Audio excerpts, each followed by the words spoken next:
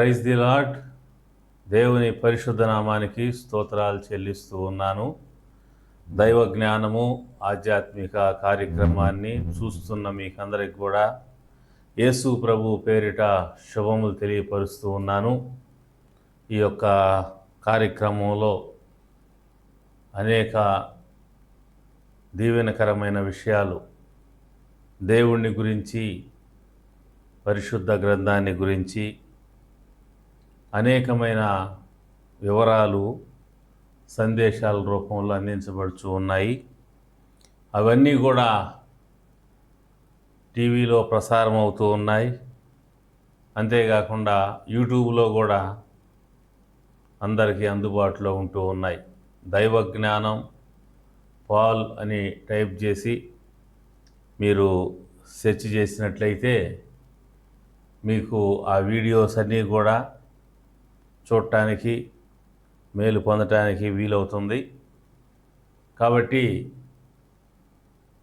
ఆ యొక్క వీడియోస్ని మీరు చూడాల్సిందిగా, అవి మీకు దీవెనకరంగా ఉన్నట్లయితే ఇతరులకు కూడా షేర్ చేయాల్సిందిగా, ఇతరులు కూడా దేవుని గురించినటువంటి వివరాలు తెలుసుకొని మేలు పొందే విధంగా సహకరించాల్సిందిగా, ప్రార్థనలో కూడా జ్ఞాపకం చేసుకోవాల్సిందిగా కోరుతూ ఉన్నాను. మరి ఈ దినమందు మరొక శ్రేష్టమైన అంశాన్ని మనం ధ్యానం చేసుకోబోతూ ఉన్నాం. సహజంగా క్రైస్తవులు అయినటువంటి వారు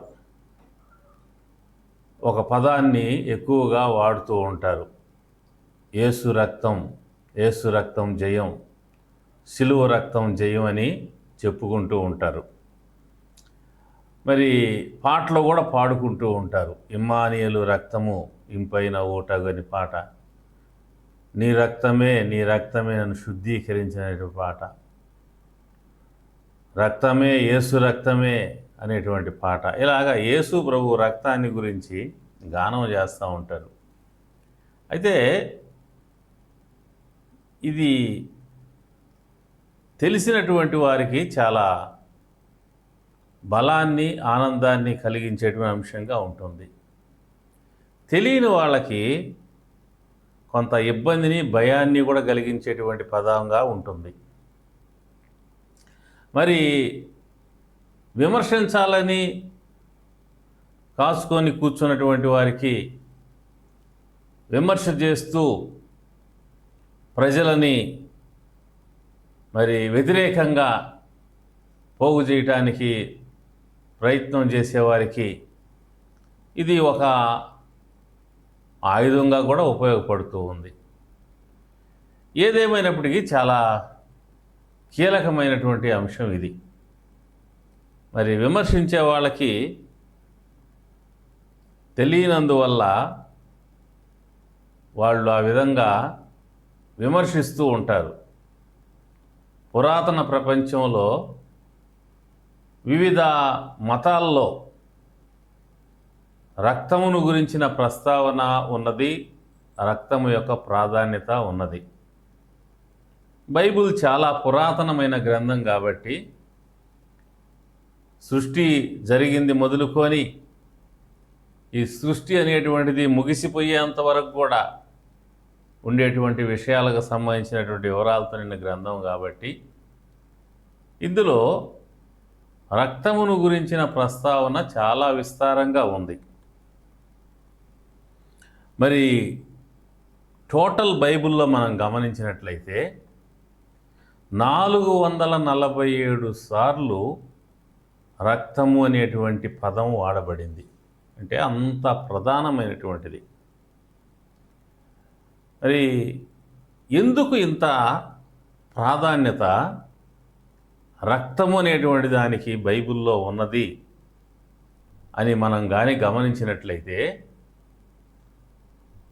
మరి ఆది కాండంలో దేవుడు నోవహు ఆయన కుమారులతో మాట్లాడుతున్న సందర్భంలో రక్తము యొక్క ప్రస్తావనను, ప్రాధాన్యతను అక్కడ ఆయన తెలియజేస్తాడు.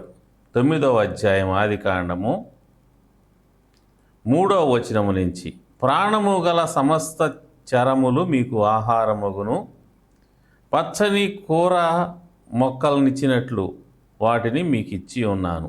అయినను మాంసమును దాని రక్తముతో మీరు తినకూడదు. రక్తమే దాని ప్రాణము. తర్వాత 5వ వచనం అంటాడు, మరియు మీకు ప్రాణమైన మీ రక్తమును గూర్చి విచారణ చేయుదును. దాన్ని గూర్చి ప్రతి జంతువును నరులను విచారణ చేయుదును. ప్రతి నరుని ప్రాణమును గూర్చి వాని సహోదరుని విచారణ చేయుదును అనేటువంటి మాట అంటాడు. ఇక్కడ గమనించినట్లయితే 5వ వచనములో, అయినను మాంసమును దాని రక్తముతో మీరు తినకూడదు, రక్తమే దాని ప్రాణము అంటాడు. రక్తమే ప్రాణము అంటే రక్తములో ఒక జీవి లేదా ఒక మనిషి యొక్క ప్రాణం ఉన్నది అనేటువంటి విషయాన్ని మనం ఇక్కడ చూస్తాం. మరొక లేఖన భాగం లేవియ కాండములో 17వ అధ్యాయంలో కానీ మనం గమనించినట్లయితే అక్కడ కూడా రక్తము యొక్క ప్రస్తావన, రక్తమునకు ఉన్నటువంటి ప్రాధాన్యతను దేవుడు తెలియజేస్తాడు. లేవియ కాండము 17వ అధ్యాయము 11వ వచనము, రక్తము దేహమునకు ప్రాణము, మీ నిమిత్తము ప్రాయశ్చిత్తము చేయునట్లు బలిపీఠము మీద పోయుటకై దాన్ని మీకిచ్చి తిని, రక్తము దానిలో ఉన్న ప్రాణమును బట్టి ప్రాయశ్చిత్తము చేయును. కాబట్టి మీలో ఎవడు రక్తము తినకూడదనియు, మీలో నివసించు ఏ పరదేశియు రక్తము తినకూడదని నేను ఇశ్రాయేలుకు ఆజ్ఞాపించి తిని. గమనించినట్లయితే రక్తము యొక్క ప్రాధాన్యత ఇక్కడ మరలా దేవుడు తెలియజేస్తాడు. ఈ లేవి కాండంలో చాలాసార్లు రక్తము యొక్క ప్రస్తావన, రక్తము యొక్క ప్రాధాన్యత మనం చూస్తాం. ఇక్కడ ఈ యొక్క 11వ వచనంలో అంటాడు, రక్తము దేహమునకు ప్రాణము అంటాడు. రక్తం అనేటువంటిది జంతువుకైనా మనిషికైనా అది ప్రాణము, అందులో ప్రాణము ఉన్నది. అన్ని అవయవాలు చక్కగా ఉన్నా రక్తం కానీ లేకపోతే ఆ మనిషి, ఆ జంతువు బ్రతకలేరు. అవయవాలన్నీ కూడా బాగుండొచ్చు, కానీ రక్తం లేకపోతే అన్ని అవయవాలు కూడా చనిపోతాయి. కాబట్టి రక్తం చాలా కీలకమైంది. అందుకని 447 సార్లు బైబిల్ గ్రంథంలో రక్తమును గురించి దేవుడు రాయించాడు. మరి మనిషి తప్పు చేసినప్పుడు, పొరపాటు చేసినప్పుడు, పాపం చేసినప్పుడు దేవుని వాక్యం చెబుతుంది, పాపము చేయువాడెవడో వాడు మరణము నందును అని చెప్తుంది. అంటే పాపం వలన మరణం వస్తుంది. మరి ఆదాముతో ఏదేనులోనే దేవుడు చెప్పాడు, ఇదిగో మీరు ఈ తోటలో ఉన్న అన్ని చెట్లు పండ్లు తినవచ్చు, కానీ ఫలానా చెట్టు యొక్క ఫలములు మీరు తినకూడదు, తిన్నారంటే చనిపోతారని చెప్పాడు. అంటే అది దేవుడి ఆజ్ఞ. దేవుని ఆజ్ఞను అతిక్రమిస్తే ఏమవుతుంది అనగా దోషులు అవుతారు. మనము చట్టాన్ని అతిక్రమించినప్పుడు మనం ఎలాగా దోషులం అవుతామో, నేరస్తులం అవుతామో, అలాగునే దేవుని యొక్క చట్టాన్ని అతిక్రమించినప్పుడు మనిషి నేరస్తుడుగా, దోషిగా, పాపిగా దేవుని యొక్క న్యాయస్థానంలో నిలబడతాడు. అయితే ఈ పాపం అనేదానికి లేదా అతిక్రమం అనేదానికి లేదా దోషము అనేటువంటి దానికి విరుగుడు అనేటువంటిది ఏమిటనగా మరణం ఒక్కటే. మరణం. ఎందుకంటే ఒకసారి దేవుని చట్టాన్ని అతిక్రమించి తప్పు చేసినట్లయితే పాపం అనేటువంటిది అంతరంగంలో ఆరంభమైనట్లయితే ఇక దాని ముగింపు ఎప్పుడంటే మరణం వస్తేనే అది ముగిసిపోద్ది. మరణం కాకుండా మనిషి బ్రతికున్నంత కాలము మనిషిలో పాపం కూడా సజీవంగానే ఉంటుంది. అందుకే దేవుడు మరణాన్ని ప్రవేశపెట్టాడు. ఎందుకంటే మనిషి తప్పు చేసి దోషి అయ్యి, పాపి అయ్యి, నేరస్తుడయ్యి, అదే నేర స్వభావంతో అతడు బ్రతుకుతూ ఉంటే 100 సంవత్సరాలైనా 1000 సంవత్సరాలైనా అతడు పాపిగానే ఉంటాడు. అందుకని దేవుడు ఏం చేశాడంటే మరణమును ప్రవేశపెట్టడం జరిగింది. మనుషులు ఒక్కసారే మృతి పొందవలని నియమించబడిన ఆ తర్వాత తీర్పు జరుగునట్టు హెబ్రీ పత్రికలో నియమించాడు దేవుడు మరణాన్ని. ఎందుకు నియమించాల్సి వచ్చింది? పాపం అనేది కొనసాగకుండా ఉండటం కోసం. ఒక వయసు వరకు, ఒక కాల పరిమితి వరకే మనిషి పాపం చేయగలుగుతాడు. తర్వాత అతను చనిపోతాడు. ఇక పాపం చేసే అవకాశం ఉండదు. తర్వాత తీర్పులోకి వెళ్తాడు. చేసినటువంటి పొరపాట్లు, తప్పులు, పాపాలను బట్టి దేవుడి న్యాయస్థానంలో తీర్పు తీర్చబడతాడు. సో మనిషి యొక్క పాపం అనేది అంతం కావాలి అంటే ఒకే మార్గం, మరణమే మార్గం. అందుకే దేవుని వాక్యంలో చెప్పబడింది పాపానికి వచ్చు జీతం మరణము అని రాయబడింది. అంటే ఈ మరణం అనేది పాపాన్ని బట్టి మనిషికి నియమించబడింది. దేవుడు దయగలిగిన వాడు, కనికరం కలిగిన వాడు, ప్రేమ కలిగిన వాడు కనుక మనిషి తప్పు చేసి మనిషి మరణానికి గురైతే ఇక మానవ జాతి మిగలదు. ఉదాహరణకి ఆదాము హవ్వ తప్పు చేశారు, దేవుని చట్టాన్ని అతిక్రమించి దోషులయ్యారు. వెంటనే వారిరువుని కూడా మరణానికి అప్పగిస్తే ఇక మానవ జాతి లేదు. కానీ దేవుడి ఉద్దేశం అది కాదు. వాళ్ళు ఫలించాలా, అభివృద్ధి పొందాలా, విస్తరించాలా, భూమిని నిండించాలా, దాన్ని లోపరుచుకోవాలి. అది ఆ ఉద్దేశంతో ఆయన చేసాడు వాళ్ళని. కాబట్టి ఆయన యొక్క నిర్ణయము, ఆయన ప్రణాళిక అనేటువంటిది అది భంగం కాకూడదు, అది దెబ్బతినకూడదు. అది లేకుండా నశించిపోయేటువంటి పరిస్థితి రాకూడదు. తప్పు చేసిన ఆదాము అవ్వను దేవుడు కానీ మరణానికి అప్పగిస్తే ఇక ఆయన సంకల్పం అనేటువంటిది ఆగిపోతుంది. అందుకని దేవుడు ఏం చేశాడంటే పాపానికి వచ్చేటువంటి జీతమైన మరణాన్ని ఆదాము హవ్వలు భరించకుండా దాన్ని బదిలీ చేశాడు. ఆదాము భార్య హవ్వ, ఆ తర్వాత వారి సంతానమైన మానవ జాతి. ఈ మానవ జాతి చేసే పాపాలన్నింటినీ బట్టి మానవ జాతిని సంపూర్ణంగా ఆయన తుడిచివేసినట్లయితే ఆయన యొక్క నిర్ణయము, ఆయన ప్రణాళిక, ఆయన ఉద్దేశము, ఆయన చిత్తము భంగమైపోతుంది. కాబట్టి వీరు చేసినటువంటి తప్పులకు, వీరికి రావాల్సిన శిక్షకు ఆయన వేరే ఏర్పాటు చేసి వారి యొక్క మరణాన్ని లేదా వారి శిక్షని ఆయన బదిలీ చేసే కార్యక్రమం చేపట్టాడు. అది ఎవరు భరిస్తారు అనగా పరలోకములో ఉన్నటువంటి దేవుని కుమారుడైన యేసుక్రీస్తు భరించాలి. ఇక ఏ మనిషి కూడా భరించలేడు. అందుకే 49వ కీర్తనలో అంటాడు, ఎవడు ఏ విధము చేతైనా తన సహోదరుని విమోచించలేడు, వారి నిమిత్తం దేవుని సన్నిధిలో ప్రాయచిత్తం చేయగలవాడు ఎవరూ లేరు, వారి విమోచన ధనము బహు గొప్పది, అది ఎన్నటికీ తీరక అట్లుండవలసిందే అంటాడు. కాబట్టి వాళ్ళు విమోచన కార్యక్రమం అనేటువంటిది లేదా ఆ పాపాన్ని భరించి మరణాన్ని భరించగలిగినటువంటి వారు అనేవారు ఎవరు భూమి మీద నరుల్లో లేరు. కాబట్టి దేవుడే నరుడుగా మారవలసి వచ్చింది. లోక పాపాలు మోసుకొని పోయే దేవుని గొర్రెపిల్లగా ఆయన పేర్కొనబడ్డాడు. యోహాను 1:29లో. 1 పేతురు 2:24 నందు ఆయన తానే తన శరీరమందు మన పాపాలని మ్రాను మీద మోసాడు అని రాయబడింది. కాబట్టి దేవుడే దిగి వచ్చి నరునిగా మానవ దేహాన్ని ధరించి మానవుని యొక్క పాపాన్ని, మానవునికి రావాల్సిన శిక్షను తన దేహం మీద ఆయన భరించి తన రక్తమును దారబోసి తన ప్రాణాన్ని పెట్టి మానవుని యొక్క పాపానికి విరుగుడు చేశాడు లేదా ప్రాయచిత్తం చేశాడు, పరిహారం చేశాడు. న్యాయమైనటువంటి ఆ యొక్క ప్రతిఫలాన్ని ఆయన చెల్లించాడు.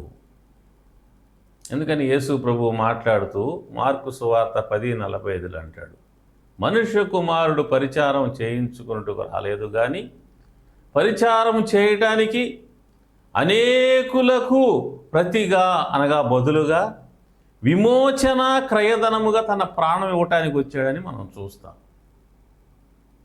కాబట్టి ఆయన ప్రాణం ఇవ్వటానికి ఆయన వచ్చాడు. ఇంతకుముందు మనం చదివాం, ప్రాణం ఎక్కడ ఉంటుంది? రక్తములో ప్రాణం ఉంటుంది.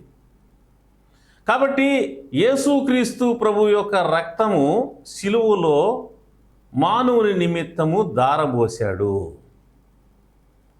అది మనిషి చేసినటువంటి పాపానికి, అతనికి రావాల్సినటువంటి మరణానికి సరైన న్యాయమైనటువంటి పరిష్కారమై ఉన్నది.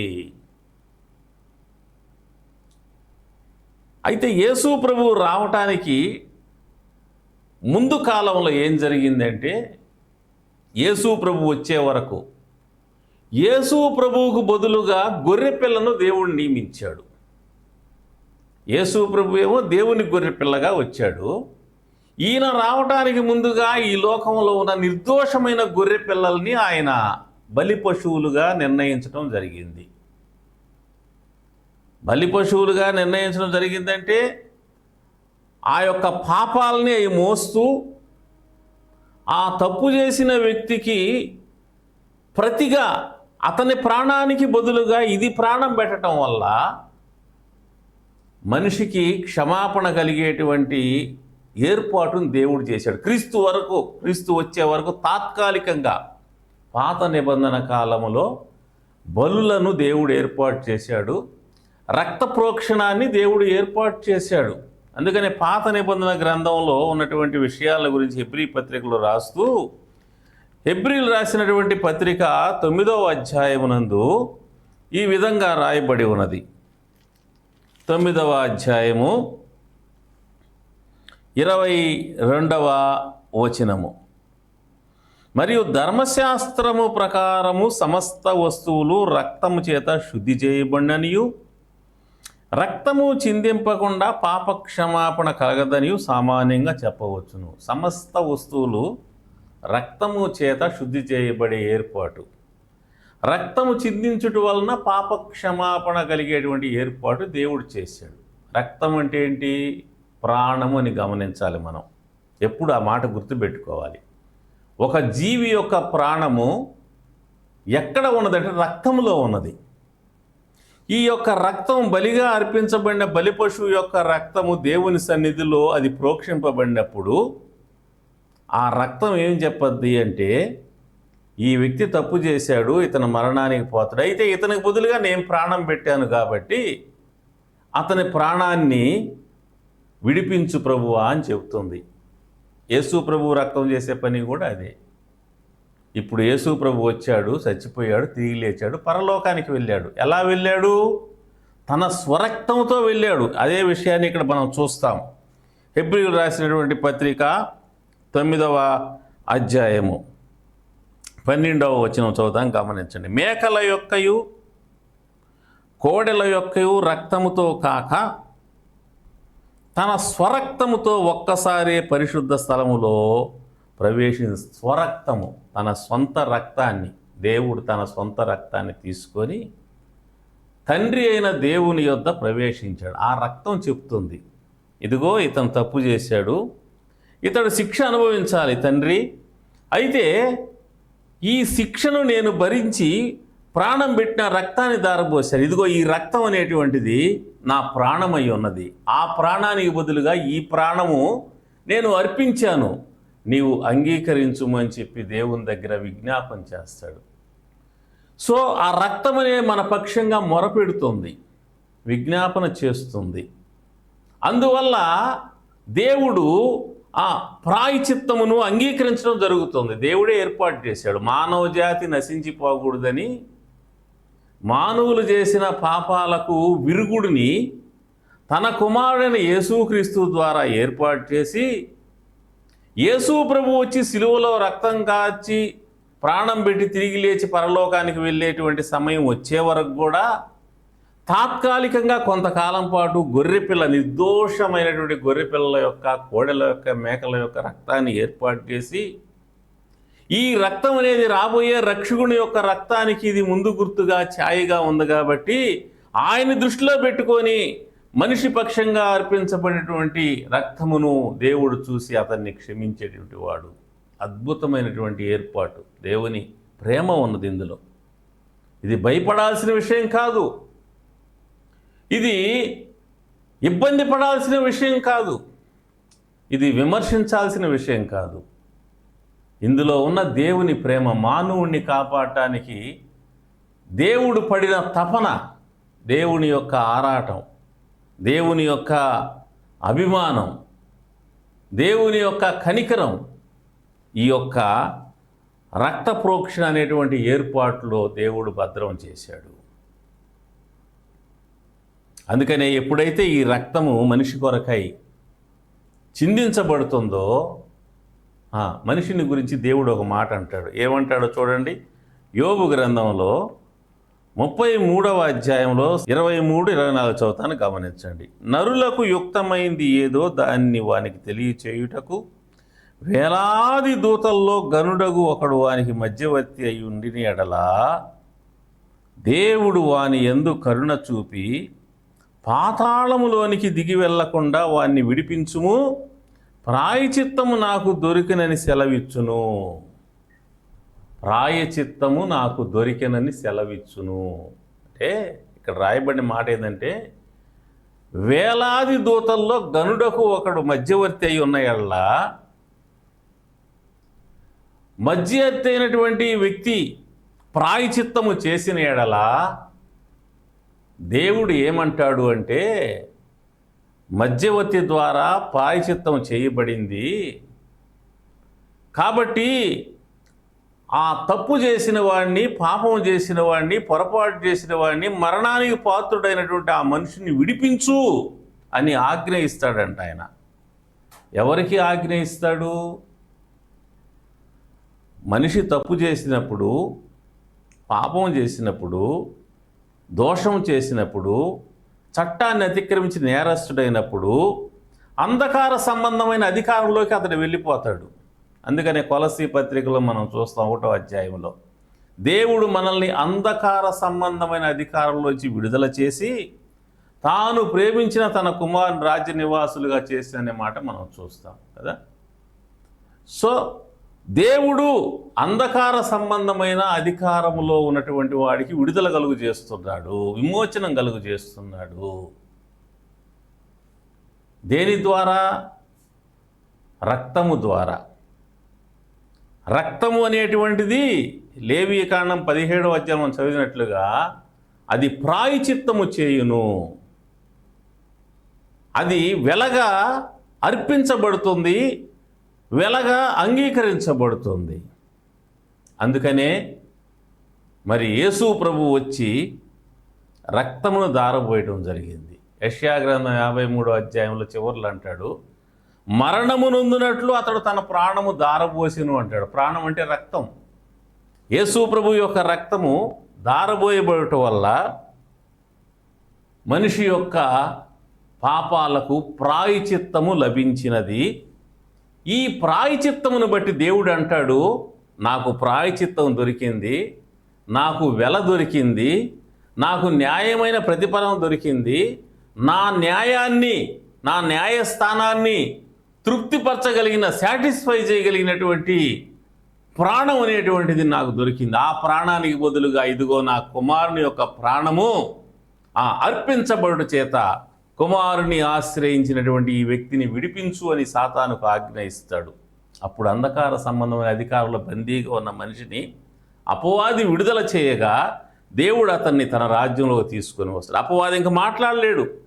చట్టపరమైన అధికారం వాడికి లేకుండా పోయింది, క్యాన్సిల్ చేసేసాడు దేవుడు. ఆయన శిలువ ద్వారా, శిలువ బలియాగం ద్వారా దేవుడు అపవాది అధికారాన్ని కొట్టివేసి ఆ రక్తమును ప్రాయచిత్తముగా అర్పించబడుట చేత అపవాదికి నోరెత్తకుండా చేసి వాని చెరలో ఉన్నటువంటి మనుషుల్ని ఆయన విడిపిస్తూ ఉన్నాడు. ఈ సమయంలో దేవుని వాక్యం వింటున్నటువంటి ప్రియమైన వారలారా గమనించండి. మీరు అపవాది చెరలో నుంచి, అంధకార సంబంధమైన అధికారంలో నుంచి విడుదల పొందినటువంటి అనుభవంలో ఉన్నారా, లేక ఇంకా అవతలే ఉన్నారా? దేవుని తెలుసుకొని, దేవుని నమ్ముకొని ప్రార్థన చేసుకుంటూ కూడా ఇంకా విమోచన అనేటువంటిది లేని పరిస్థితుల్లో మీరు ఉన్నట్లయితే, ఇదిగో దేవుని యొక్క రక్తము మీ కొరకు వెలగా ఇవ్వబడింది, మీకు విలువనే చెల్లించబడింది. తండ్రి అయిన దేవునికి యేసుక్రీస్తు ప్రభు తన రక్తాన్ని వెలగా చెల్లించి ఆయన సాటిస్ఫై చేయబట్టి ఆయన అంటున్నాడు సాతానుతో, విడిచిపెట్టు, ఇక బిగబట్టవద్దు, నాకు పరిహారం దొరికింది, ప్రాయశ్చిత్తం దొరికింది, ఇక నీకు అధికారం లేదు వాడి మీద. వాడు తప్పు చేశాడు, వాడు శిక్షకు పాత్రుడు, అందుకే నీకు అప్పగిచ్చాను. అయితే ఇప్పుడు ఆ శిక్ష అనేటువంటిది నా కుమారుడు భరించి రక్తాన్ని దారబోసి తిరిగి లేచాడు, కాబట్టి ఇక నీకు అధికారులు విడిపించమని చెప్తారు. కాబట్టి యేసు ప్రభు దగ్గర రండి, మీ పాపాలు ఆయన దగ్గర ఒప్పుకోండి, క్షమాపణ కోరుకోండి, ఆయన రక్తంలో కడగమని వేడుకోండి. ఆయన మిమ్మల్ని క్షమించి కడిగి పవిత్రపరిచి నెమ్మదినిచ్చి జీవాన్నిచ్చి యుగయుగాలు ఆయన మహిమలో ఉండే విధంగా మీకు ఆయన కృపను అనుగ్రహిస్తాడు. దేవుడు మిమ్మల్ని, మీ కుటుంబాలని బహుగా దీవించునుగాక. ఆమేన్. ప్రార్థన చేస్తాను. ప్రేమ కలిగిన తండ్రి, ఈ వాక్యం విన్నటువంటి వారందరినీ, వారి కుటుంబాలను ఆశీర్వదించండి. యేసుక్రీస్తు యొక్క రక్తము ఎంత గొప్పదో, ఎంత విలువైందో అర్థం చేసుకోవడానికి సహాయం చేయండి. లేఖనాల్లో యందు రక్తమును గురించిన ప్రస్తావన 447 సార్లు మీరు రాయించారు. అంటే అది ఎంత విలువైందో, ఎంత ప్రధానమైందో మానవ జీవితానికి తెలియచేశారు. ఆ రక్తం అనేటువంటిది మానవుని పక్షంగా చెల్లించబడినప్పుడు, ప్రాణానికి ప్రాణము బదులుగా అర్పించబడినప్పుడు దాన్ని నీవు అంగీకరించావు. క్రీస్తు ప్రాణాన్ని అంగీకరించి ప్రాయశ్చిత్తం సిద్ధపరిచావు. ఇంకా ఎవరైనా వాక్యం వినేవారిలో నీ వద్దకు రాకుండా నీవు సిద్ధపరిచిన పరలోక మహిమలోకి ప్రవేశించుటకు తాత్సారం చేస్తూ ఆలస్యం చేస్తుంటే వెంటనే నీ వద్దకు పరిగెత్తుకుని వచ్చి వారి పాపాలు ఒప్పుకొని క్షమాపణ కోరుకు నువ్వు సిద్ధపరిచిన ప్రాయశ్చిత్తమును బట్టి ప్రసాదించబడిన క్షమాపణ పొందుకొని నిత్య జీవం అనుభవించేలాగా ఆశీర్వదించమని, బలహీనులు బలపరిచి, కృంగిన వారిని లేవనెత్తి, గుండె చెదిరిన వారిని బాగు చేసి, రోగుల్ని స్వస్థపరిచి, ప్రతి ఒక్కరికి శాంతిని, సంతోషాన్ని, సమాధానాన్ని, పరలోక భూలోక దీవెనలు దయచేయమని, ఈ యొక్క కార్యక్రమాన్ని స్పాన్సర్ చేసిన మీ దాసుని కుటుంబాన్ని కూడా మీరు బహుగా దీవించమని కోరుకుంటూ యేసు ప్రభు దివ్యనామమున ప్రార్థించి స్తుతించి వేడుకుంటున్నాను తండ్రి.